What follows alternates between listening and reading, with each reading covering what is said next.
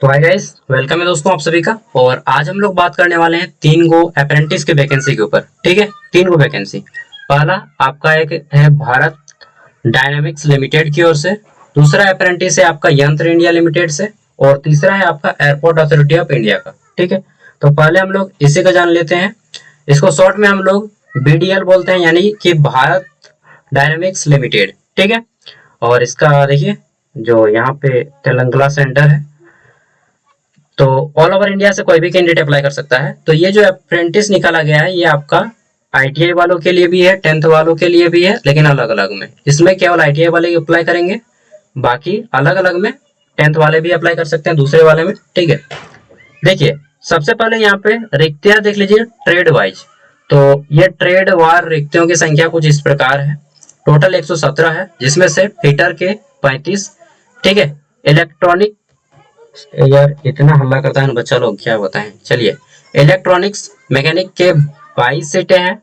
ठीक है, मैकेनिस्ट सी में आपकी 8 सीटें हैं, मैकेनिस्ट जी में आपके 4 सीटें हैं, वेल्डर में 5 है। ठीक है, डीजल मैकेनिक, मैकेनिक डीजल में 2 हैं, एंड इलेक्ट्रीशियन में आपके 7 हैं।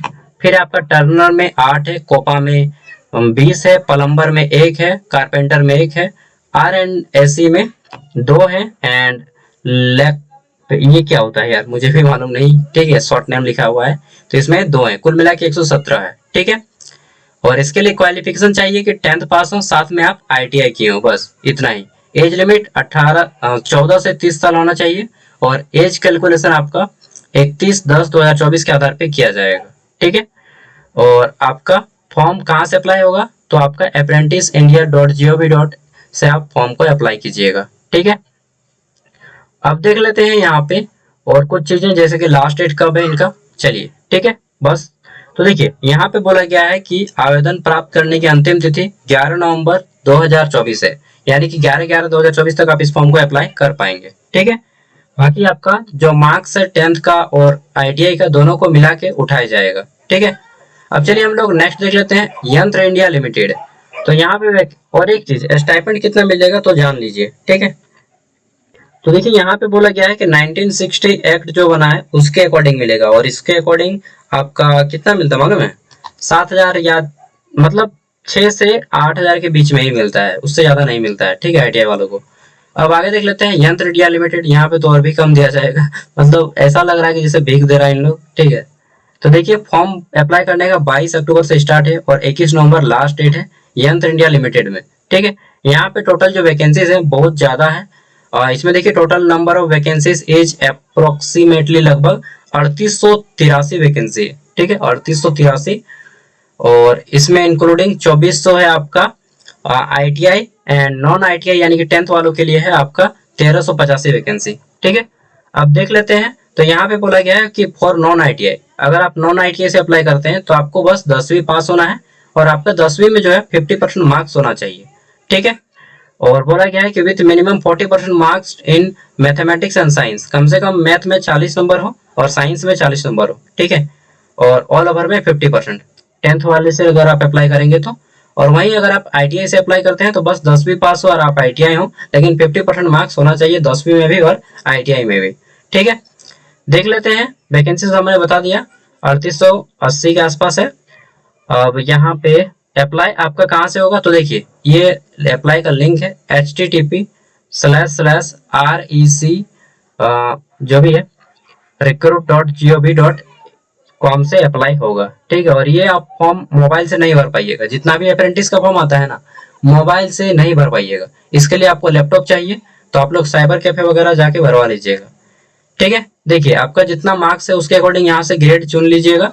ठीक है, अब देख लेते हैं यहाँ पे। तो ये आपका कितना मिलेगा, इतना ही मिलेगा स्टाइपेंड, इतना कम। ठीक है, मतलब इतना कम में खटाने खोज रहा है। नॉन आईटीआई वालों को 6,000 दिया जाएगा, 10वीं पास जो है उनको 6,000, और जो आईटीआई के हैं उनको 7,000। मतलब रूम रेंट और आपको बस खाना, मतलब दाल रोटी खाओ और बस जियो किसी तरह। ठीक है, तुम्हें मतलब जीना नहीं है, जबरन जीना है, एंजॉय नहीं कर पाइएगा। और क्या कीजिएगा 7,000 में। चलिए ठीक है, तो 6,000 और 7,000 दे रहा है, और यही अमीर घर का होता है ना, तो यार इसमें चलिए कोई बात नहीं, सब कोई गरीब घर सा ही है तभी इसमें अप्लाई कीजिएगा, अदरवाइज कौन जाएगा 6-7 हज़ार रुपया वहाँ पे। उन लोग एक नाइट में फेंक देता है उन लोग इतना, ठीक है, अमीर घर का। चलिए जो भी है, जैसा किस्मत लेके पैदा हो गए। अब यहाँ पे रीजन वाइज बांटा गया है कि कहाँ से कितनी सीटें हैं। तो देखिए बिहार से 12 सीटें हैं, आप लोग अपना अपना देख लीजिएगा। चंडीगढ़ से, ठीक है, और मध्य प्रदेश और सब स्टेट का दिया गया है। मध्य प्रदेश का काफी ज्यादा है यार, ठीक है, रीजन वाइज। उसके बाद महाराष्ट्र है आपका, और लास्ट में अभी हम लोग जो एयरपोर्ट अथॉरिटी ऑफ इंडिया है उसका भी देख लेंगे, उसमें अच्छा खासा है, ठीक है। बाकी इन लोग जो है ना, मतलब श्रमिक से भी ज्यादा खटा रहा है। 6 हज़ार में अप्रेंटिस यार, बताइए तो, और उन लोग को योजना में मिल जाता है 3 हज़ार। मैया योजना, पप्पा योजना, और क्या क्या योजना है, गोगो दीदी योजना, ठीक है। तो अपना अपना देख लीजिएगा जहां से अप्लाई करने का मन करे। और लास्ट डेट हमने इसका बता दिया, नहीं बताया ना, चलिए इसका बता देते हैं। लास्ट डेट आपको कब तक अप्लाई होगा, ओ बता तो दिए हैं आपका ना। चलिए अब देख लेते हैं यहाँ पे एयरपोर्ट अथॉरिटी ऑफ इंडिया का, और एक बार लास्ट डेट आपको बता देता हूँ, ठीक है। तो यंत्र इंडिया का लास्ट डेट याद रखिएगा, इसका 21 नवंबर है, ठीक है।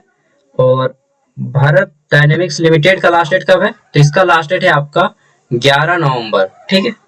अब हम लोग देखते हैं एयरपोर्ट अथॉरिटी ऑफ इंडिया का, ठीक है, एएआई का। तो चलिए इसका हम लोग देख लेते हैं। चलिए भाई ऊपर आ जाइए खाक से। हाँ, एयरपोर्ट अथॉरिटी ऑफ इंडिया यानी कि भारतीय विमानपत्तन प्राधिकरण, ठीक है।